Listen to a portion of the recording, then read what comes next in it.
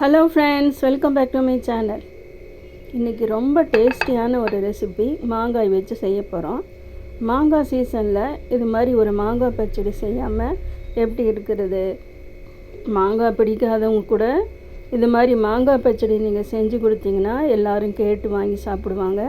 அப்படி சூப்பரான ஒரு மாங்காய் பச்சடி தான் செய்கிறதுக்காக ஒரு பெரிய மாங்காய் எடுத்திருக்கேன்.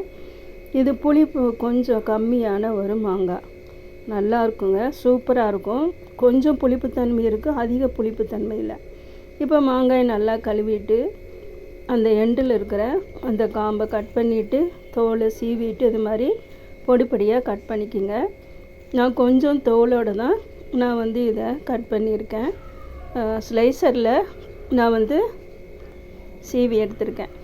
கொஞ்சம் தோலோடு இருக்கும், கொஞ்சம் உவர்ப்பு சுவை இருக்கும். இனிப்பு, புளிப்பு, காரம், உவர்ப்பு இந்த 4 சுவையும் சேர்ந்து நம்ம சாப்பிடும்போது ஸ்டவ் பற்றி வச்சுக்கலாம். ஒரு பேன் வச்சிடலாம். பேன் வச்சுட்டு நான் சன்ஃப்ளவர் ஆயில் தான் ஊற்றினேன்.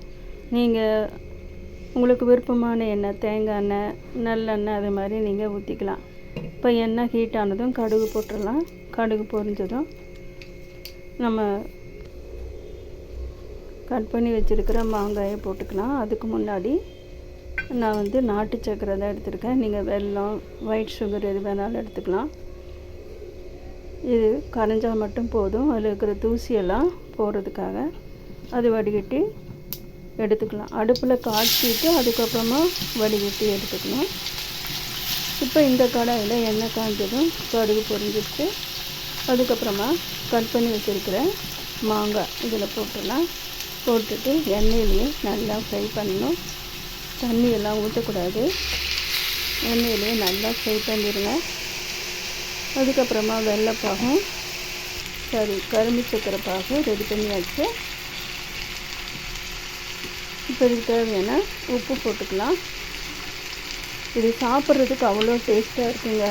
உப்பு, புளிப்பு, இனிப்பு, காரம், துவர்ப்பு எல்லா சுவையும் சேர்ந்து சாப்பிடும்போது டேஸ்ட்டு அட்டகாசமாக இருக்கும். மாங்காய் சாப்பிடாதவங்க இந்த மாங்காய் பச்சடி நீங்கள் செஞ்சு கொடுத்தீங்கன்னா இன்னும் வேணும்னு கேட்டு வாங்கி சாப்பிடுவாங்க. ஒரு மூடி போட்டு மூடி கொஞ்சம் நேரம் வேக வச்சிடலாம். பாதி வெந்துடுச்சு. இப்போ காரத்துக்கு மிளகாய்த்தூள், உங்களுக்கு எவ்வளோ காரம் வேணுமோ அவ்வளோ காரம் நீங்கள் போட்டுக்கலாம்.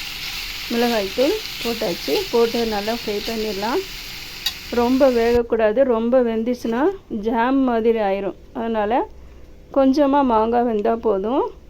இப்போது நாட்டு சக்கரை வடிகட்டி எடுத்துக்கலாம்.